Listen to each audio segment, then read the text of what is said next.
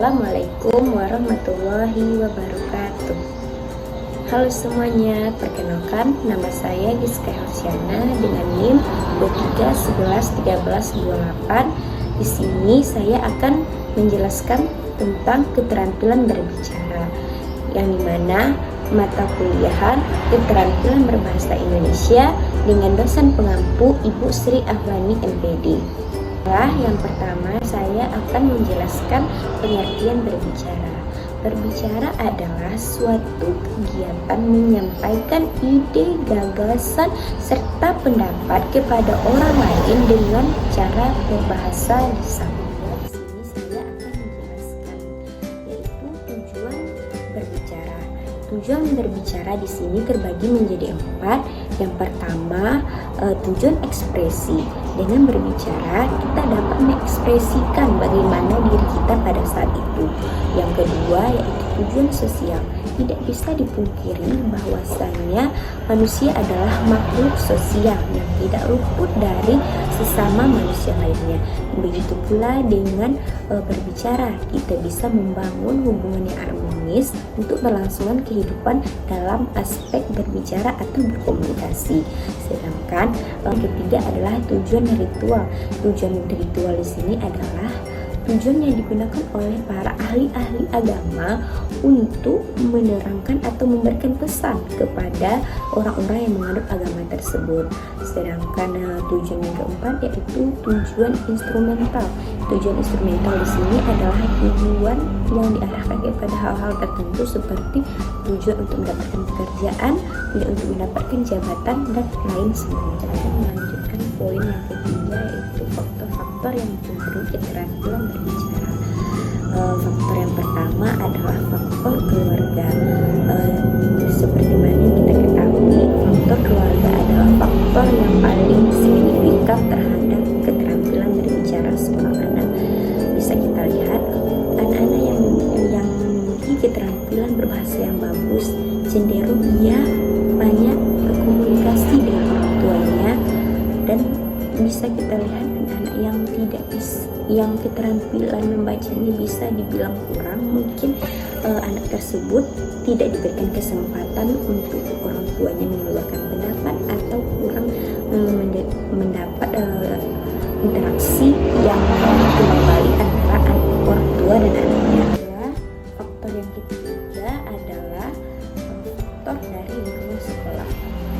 Apabila seorang anak mendapatkan lingkungan yang tepat, guru yang tepat, metode yang bagus, cara efektif dalam mengajar, gurunya sangat profesional, mungkin dia akan mendapatkan cara berbicara yang bagus, dan mungkin guru di sini yang memberikan interaksi atau memberikan kesempatan kepada seorang siswa untuk memberikan pendapat, mungkin anak tersebut akan mendapatkan atau mendapatkan sesuatu yang keterampilan berbicaranya bagus. Dan semoga dengan lingkungan sekolah yang tidak kondusif, yang gurunya tidak profesional dalam mengajar, mungkin anak tidak akan mendapatkan apa yang dia dapat seperti berbicara dengan baik. Faktor yang ketiga adalah faktor kebahasaan.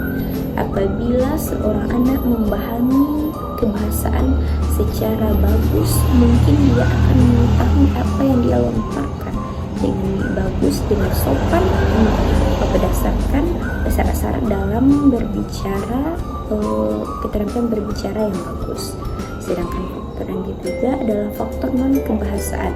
Mungkin dalam dia berbicara, dia memiliki bahasa yang bagus, tetapi dia tidak tahu non kebahasaan di sini artinya topik yang dibahas dia tidak mengetahui apa yang sedang dibahas tersebut.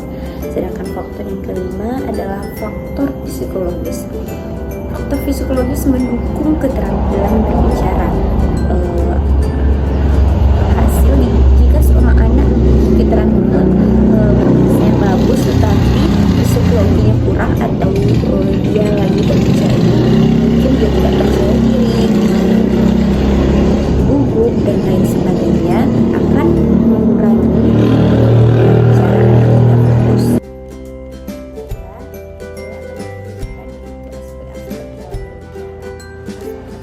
Dalam berbicara terbagi menjadi 5. Yang pertama adalah pelafalan. Pelafalan adalah bagaimana cara kita mengeluarkan kalimat dalam berbahasa. Yang kedua adalah tata bahasa. Tata bahasa adalah seperangkat peraturan yang digunakan dalam penggunaan kata atau kalimat dalam berbahasa. 3 adalah kosakata. Kosakata adalah kumpulan kata-kata atau kalimat yang digunakan dalam berbahasa. Yang keempat adalah kelancaran. Kelancaran adalah kemampuan kita dalam berbicara tanpa ada ragu-ragu atau berhenti. Aspek yang kelima adalah pemahaman. Pemahaman di sini adalah kemampuan kita memahami dan mengetahui apa topik yang dibahas oleh lawan bicara kita. Baiklah, yang selanjutnya adalah syarat membaca. Syarat membaca yang pertama adalah kejelasan. Kejelasan adalah kunci dalam berkomunikasi. Harusnya pesan yang disampaikan mudah dipahami oleh audiens dan ia tidak merasa kebingungan atas apa yang disampaikan oleh pembicara. Sedangkan syarat yang kedua adalah kesesuaian. Kesesuaian di sini adalah pembicara memberikan pesan sesuai dengan topik yang dibahas oleh audiens agar komunikasi tersebut berjalan secara timbal balik dan kemudian merasa puas dan dia bisa fokus apa yang disampaikan oleh pembicara. Syarat yang ketiga adalah tujuan yang jelas. Pembaca yang produktif pasti memiliki tujuan yang jelas. Apakah dia berbicara itu untuk menginformasikan, untuk menghibur, untuk membujuk atau menginstruksikan. Sebaiknya pembicara sebelum berbicara hendak menentukan apa tujuan dari ia berbicara tersebut. Keempat adalah struktur yang jelas. Seorang pembicara harus memiliki struktur yang jelas supaya audiens mudah memahami dan mengingat informasi yang diberikan oleh si pembicara. Selanjutnya adalah keterlibatan audiens. Di dalam berbicara, seorang pembicara harus melibatkan audiens. Harus ada komunikasi timbal balik seperti pembicara memberikan pertanyaan kepada seorang audiens dan supaya audiens tersebut bisa memahami lebih jelas dan bisa informasi yang jelas. Syarat yang keenam adalah penggunaan bahasa tubuh. Seorang pembicara yang menggunakan bahasa tubuh yang baik mungkin akan lebih terkesan mudah dipahami dan lebih mudah mengingat informasi bagi audiensnya. Contohnya seperti kontak mata, gestur tubuh, dan ekspresi wajah. Syarat yang ketujuh adalah kontrol suara. Seorang pembicara yang menggunakan kontrol suara seperti nada, volume, intonasi yang mungkin akan memudahkan audiens untuk memahami dan mengingat informasi, intonasi yang bervariatif, volume yang tepat, dan intonasi yang bagus atau tidak terlalu cepat dan tidak pula terlalu lambat. Syarat yang ke-8 adalah persiapan yang matang.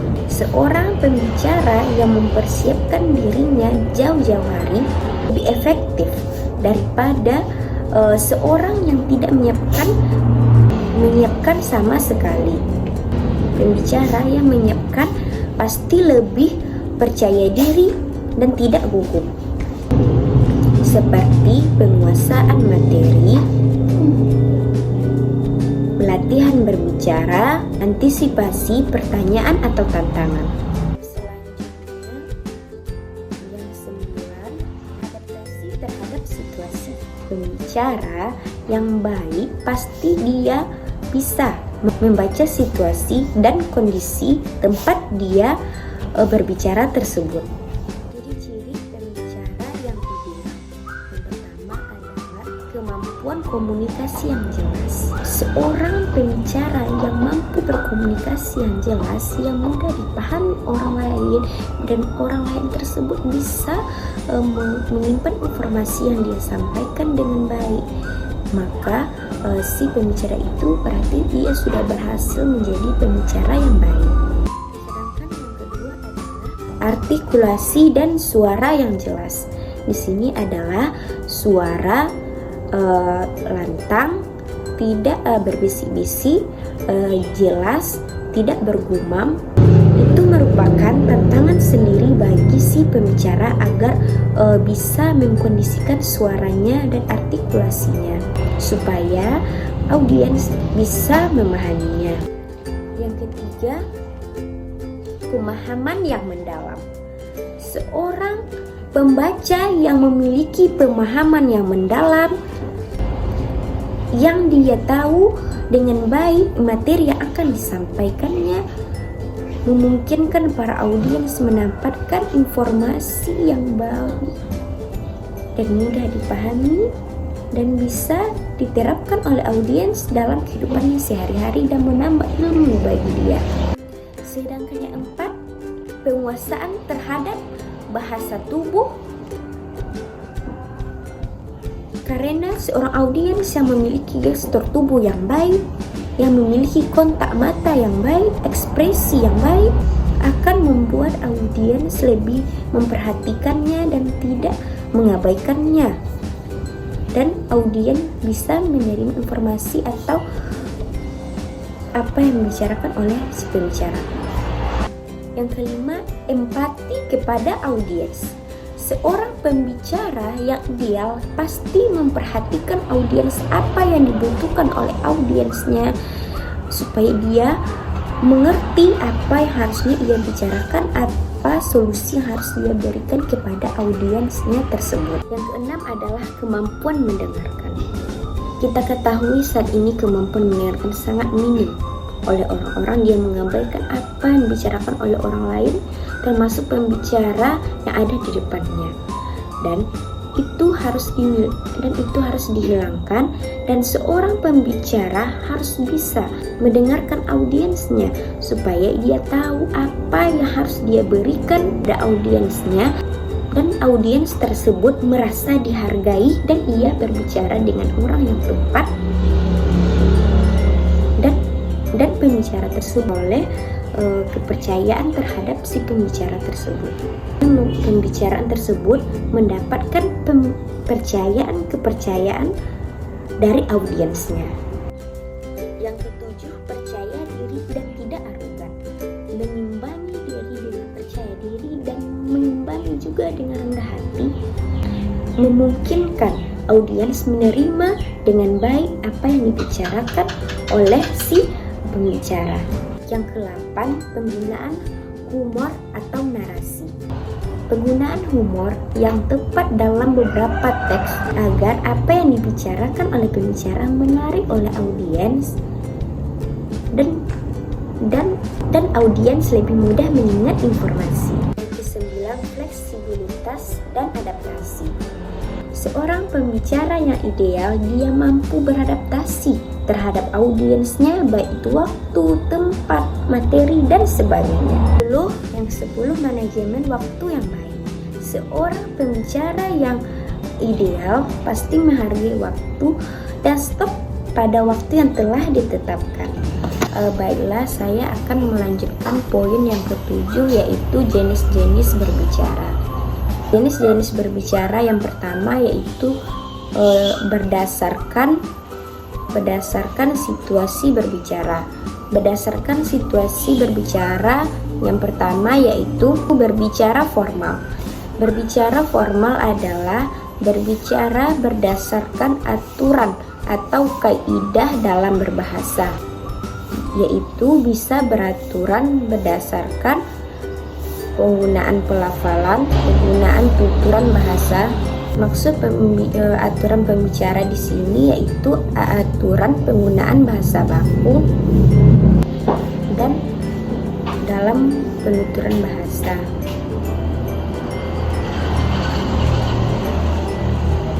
Berbicara formal di sini yaitu seperti debat, wawancara, berpidato, bercerita, dan lain sebagainya. Sedangkan jenis yang kedua berdasarkan situasi pembaca, yaitu berbicara non-formal. Berbicara non-formal adalah berbicara yang lebih bebas, yang tidak menggunakan peraturan kaidah dalam berbicara, tetapi tetap diharapkan untuk pelafalan yang baik dalam penggunaan kata. Jenis berbicara yang kedua adalah jenis berbicara tujuan, berdasarkan tujuan.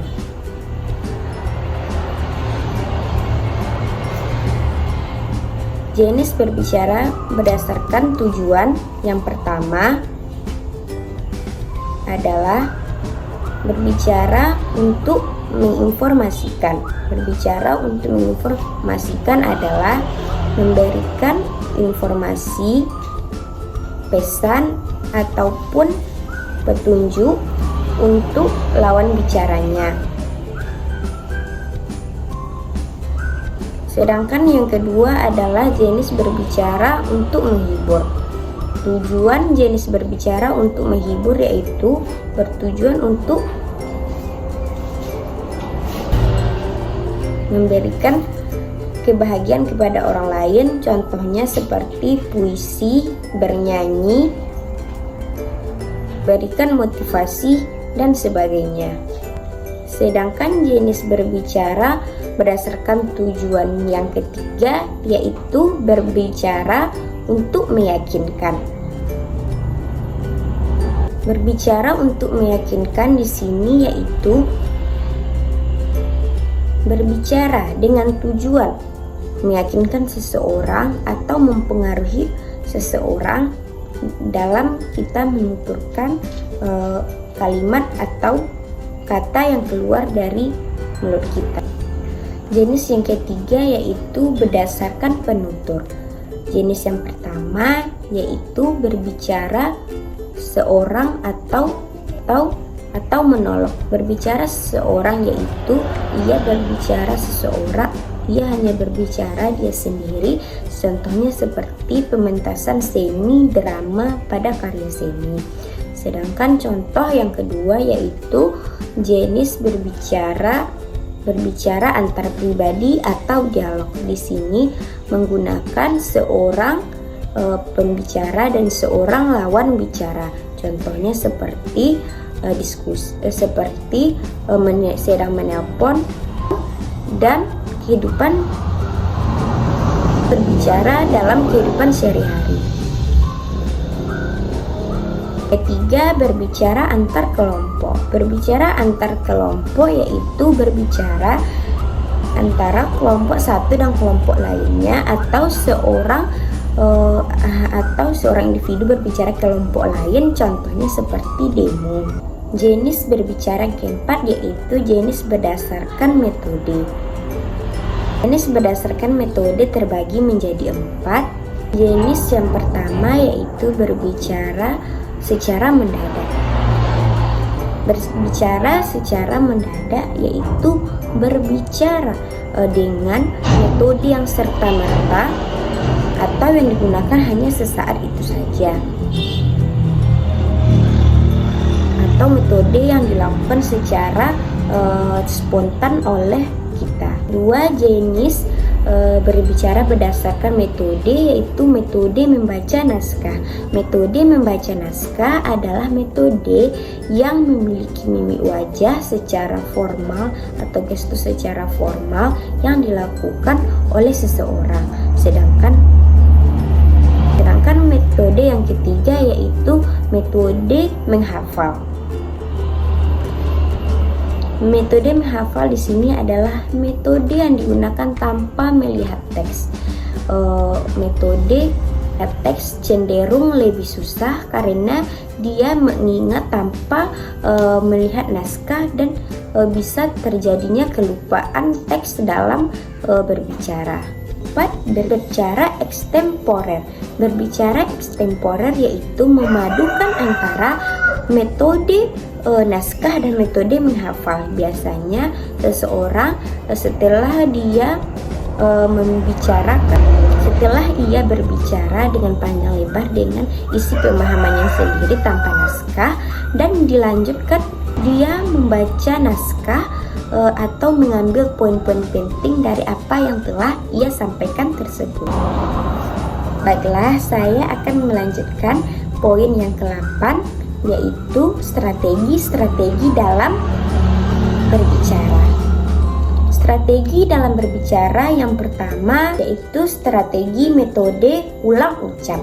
Metode ulang ucap yaitu seorang guru memberikan rekaman suara atau suara dia sendiri dan kemudian siswa diminta untuk mengulangi kembali apa yang telah ia dengar. Yang kedua, metode lihat ucap.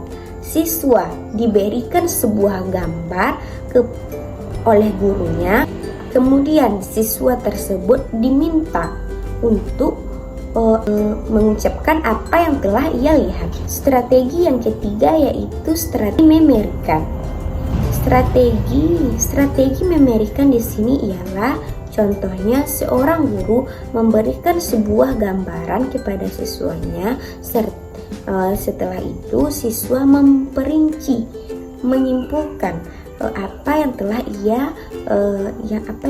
ia lihat. Yang keempat, metode tanya jawab. Metode tanya jawab yaitu metode yang digunakan oleh seorang guru. Dia memberi pertanyaan kepada siswanya dan guru memberikan kesempatan kepada siswanya untuk memberikan pendapat kepada siswanya. Secara langsung itulah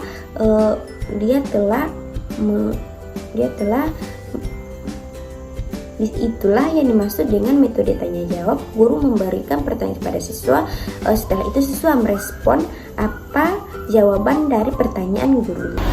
Strategi yang kelima yaitu strategi bertanya. Seorang guru memancing siswanya dengan suatu kalimat atau benda, atau melihatkan suatu benda kepada muridnya dan dia tidak menyebutkan apa benda ini, dan otomatis memancing siswa untuk bertanya kepada gurunya. Cenderung anak SD memiliki karakteristik yang sering bertanya. Strategi atau metode yang digunakan dalam berbicara yang keenam yaitu metode pertanyaan menggali. Pertanyaan menggali di sini yaitu contohnya seperti guru menerangkan pelajaran di depan. Setelah guru menerangkan pembelajaran di depan, guru kembali bertanya kepada siswanya tentang apa yang dia jelaskan serta dia memancing. Setelah itu dia bertanya pula kepada siswanya kembali apa yang telah dia paham. Secara otomatis siswa akan menjawab apa yang telah disampaikan oleh gurunya, dan bisa juga keesokan harinya berhubung kembali dia bertanya kepada siswanya apa yang telah ibu jelaskan kemarin, dan bertanya kembali kepada siswanya dengan secara mendalam, dan otomatis siswa akan lebih mengingat informasi yang telah ia dapatkan. Yang ketujuh, metode atau strategi reka cerita gambar, yaitu seorang guru bercerita kepada siswanya atau menceritakan sebuah cerita dongeng apapun itu berdasarkan gambar, dan siswa itu disuruh untuk melanjutkan cerita tersebut berdasarkan gambar yang telah diterangkan atau yang diperlihatkan oleh gurunya. Metode atau strategi yang ke-8 yaitu strategi melanjutkan cerita. Di sini guru memberikan suatu cerita kepada siswanya di dalam kelas. Selanjutnya siswa diberikan tugas oleh gurunya, anak-anak lanjutkan cerita yang telah ibu ibu ceritakan tadi berdasarkan pemahaman kalian, ini otomatis akan membuat anak mengembangkan imajinasinya dan membuat dia berbicara di depan agar tidak gugup. Metode yang ke-9 adalah metode mengulang kembali cerita. Di sini setelah pembelajaran, setelah guru menceritakan, menjelaskan dan mendiskusikannya dengan anak-anak, dan kemudian guru bisa mengabsen anak-anak secara satu-satu untuk maju ke depan dan menceritakan kembali apa telah pemahaman, informasi yang ia simpan di dalam kepalanya atau yang dia ingat dalam proses pembelajaran tadi. Metode atau strategi yang ke-10 yaitu metode atau percakapan dialog. Percakapan dialog yaitu siswa disuruh ke depan oleh gurunya berpasang-pasangan, contohnya 2 orang atau 3 orang, kemudian membaca suatu teks secara bergantian. Misalnya siswa 1 membaca teks yang pertama, siswa 2 membaca teks yang kedua secara berurutan sampai akhirnya dialog tersebut. Metode yang ke-11 yaitu metode parafrasi. Parafrasi di sini itu strategi atau metode yang digunakan untuk mengambil intisari dalam suatu cerita atau yang kita dengarkan, kemudian merubahnya tanpa menghilangkan maksud yang telah didengar tersebut. Parafrase juga disebut dengan memparafrase menjadi suatu kalimat dengan bahasa sendiri tanpa menghilangkan ciri khas atau makna yang terdapat di dalam kalimat tersebut. Nah, dalam teks atau cerita strategi yang ke-12 yaitu strategi untuk memberikan petunjuk. Di sini di dalam kelas guru bercerita atau mengapakan atau memberikan pelajaran kepada siswanya, kemudian dia memberikan petunjuk kepada siswanya di dalam soal atau dalam pertanyaan atau memberikan arahan kepada siswanya. Ke-13 metode bercerita. Metode bercerita di sini ialah guru bercerita di dalam kelas dan kemudian siswa mendengarkannya. Poin yang ke-10 yaitu praktik dalam berbicara. Praktik yang pertama yaitu contohnya seperti apabila kita ingin berlatih dalam berbicara, kita bisa menggunakan berdialog dengan orang lain. Contohnya seperti dalam kehidupan sehari-hari, kita bisa berbicara kepada orang lain, kemudian kita tidak secara langsung, kita telah berdialog kepada orang dan melatih dan prakteknya itu sudah termasuk dalam keterampilan berbicara. Yang kedua adalah menyampaikan informasi. Secara tidak langsung menyampaikan informasi, kita telah berdialog, kita telah melakukan keterampilan berbicara kepada orang lain dan audiens itu mendapatkan informasi dari kita. Sedangkan yang ketiga, bermusyawarah. Praktik dalam berbicara termasuk bermusyawarah, yaitu kita lihat bermusyawarah adalah sesuatu yang mendasar bagi bangsa Indonesia, karena musyawarah menghasilkan suatu keputusan bersama yang harus disepakati, dan itu termasuk berbicara karena mengeluarkan pendapat dan memperoleh hasil yang disepakati oleh bersama. Yang keempat yaitu diskusi. Diskusi ialah melibatkan pemikiran banyak orang untuk diterima dan tidak membantah kita termasuk kepada adab kita kepada orang lain, menghargai keputusan orang lain. Diskusi menghasilkan hasil yang bagus dan menghasilkan inti dari apa yang telah didebatkan atau yang kurang dipahami. Yang kelima, praktik berpidato. Praktik berpidato itu berpidato ke depan orang banyak.